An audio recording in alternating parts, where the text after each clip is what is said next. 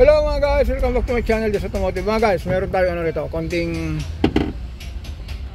chismisan. Yan, dito na naman tayo. Yan mga guys, kita nyo po ito. Ito po, kinondem na lang natin. Ito po yung host na to, yung pupunta sa ilalim. Masaka ito yung kasawa niya, yung ito to. Yan.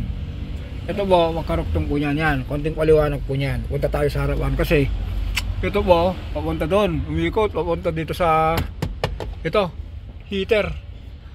Ang ginawa na natin, kinondem na lang natin, i-cleaners na lang natin yan. Kasi ito po yung bypass yan. Daanan ng tubig, pupunta rito. Tapos, pag galing na po dyan, pupunta na po rito. Ang masakit dito mga guys, kung ito ang na tinamaan ng belt, halimbawa po, katulad nito, kung natanggal yung tali niya, nalaylay, tinamaan ng belt yung hose, magkaroon ng overheat, kaya dito maluwag na, wala na. Ito po yun, tignan natin kasi tinamaan eh. Ito yung kung makita natin, ito yung sinara natin ng isa. Ito yung ito po yung puro kalawang tignan nyo po kaya minsan nagtataka tayo bakit nagwalinis na tayo ng ng secondary, yung secondary radiator. May kalawang pa yung wala, ito yung sa heater. Ito po yung nakakonekta. Ito po yung ito yung in, ito yung out. Ito na po yung sa banda ng passenger side. Ito po yung driver side. Ito po yung host na to. Ito. Kung pansinin natin mga guys, yan, tinamaan ng ng pulley. Nung tinamaan ng pulley, buti na lang dito lang. Kung sa long drive yan, kung tinamaan yan, kung hindi napansin, disgrasya yung makina.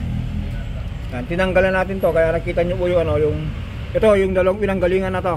Ito po kasi, ito po yun. Yan, itong dalawa na to, ito nakabara na yung isa. Yan, tapos doon sa dulo naman, ito po yung nasa makina. Ito po yung galing sa driver side. Ito po yung passenger side. Ito na rin yung tinamaan nung una.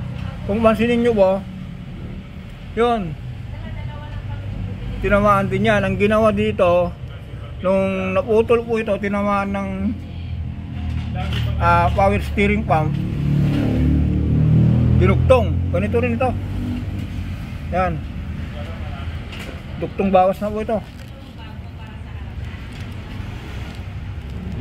Yan yan. Yun nyo po ito tinamaan ng power steering pump. Ito naman, ang tumama po dito, itong pinalitan, alternator pulley. Ito, puntan natin para makumpleto natin. Yun lang po ang ginawa natin dito. Kasi sa totoo lang, matagal na tayong gumagawa ng urban. Anong model ang urban? Na 2000. Bago mag 2000 meron na po ito. Yung mga unang model, yung TD25 1997 meron na. Tapos 2010 meron na rin. Kaya itong model na yan, ilang dekada na po. Pero sa totoo lang po, first time ko, kasi alam ko po nito, itong hose na to, ang pagkaalam ko nung una, dito sa sa radiator na itong nasa nakahiga. Kanina, ang ginawa ko, pinatrabaho kay Sir Yolo, binaybay ko kasi sabi niya, kuya, i-double check muna at final ko na. Nung habang binabaybay ko yung kasi pinapalagyan ko lang, sabi ko, kumpletuhin mo yan, yung clamp na yan. Dapat may lagay, baka hindi may lagay yan. Kung nagkaroon ng vibration, tatamaan yan, makatagas din.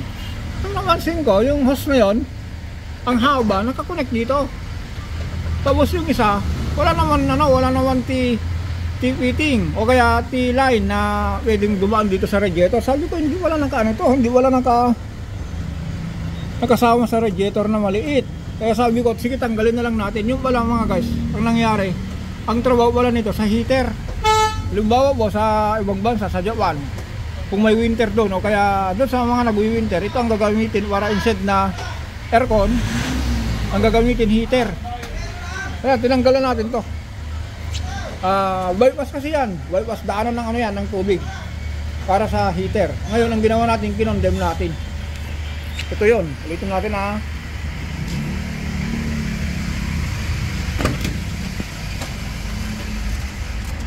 Ito, nilalagay na yung ano, yung lagay ng upuan. Ito yung papasok, ito yung palabas. Parang yung tubig po, parang radiator din. Papasok, palabas, papasok, palabas. Para po pagtrabaho yung heater. Kasi kung ito ba, kung ginanyan nyo po siya, instead na malamig yung lalabas, mainit.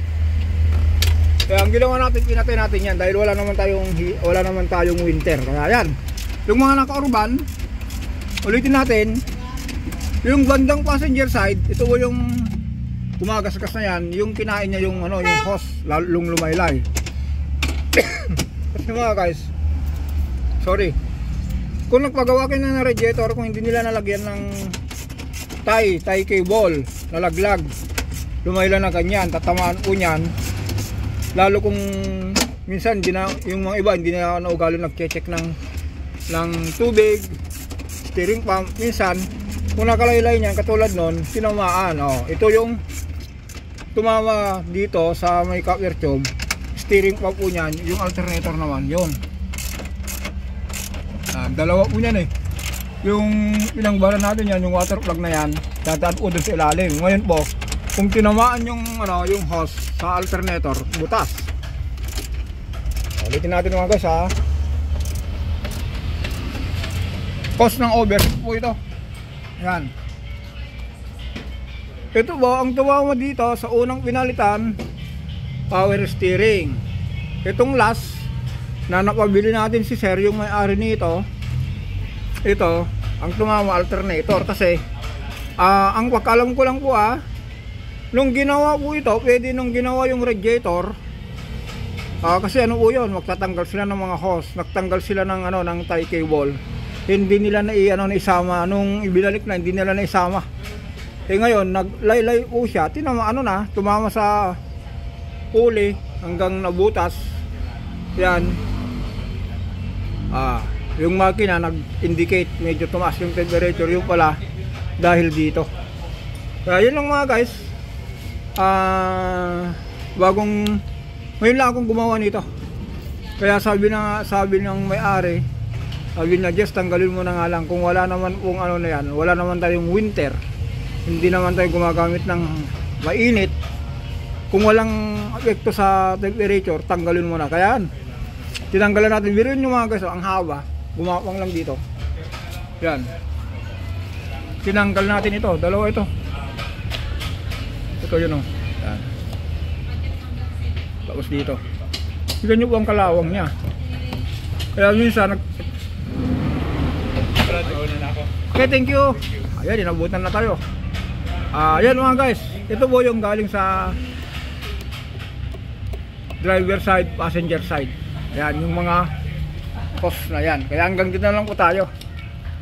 Okay, baka nag-overheat po yung nyo, o kaya may tagas. Kung meron pagkakataon, tanggalin nyo na lang yan, kasi sabi ko po, wala naman tayong winter. Okay, bye bye.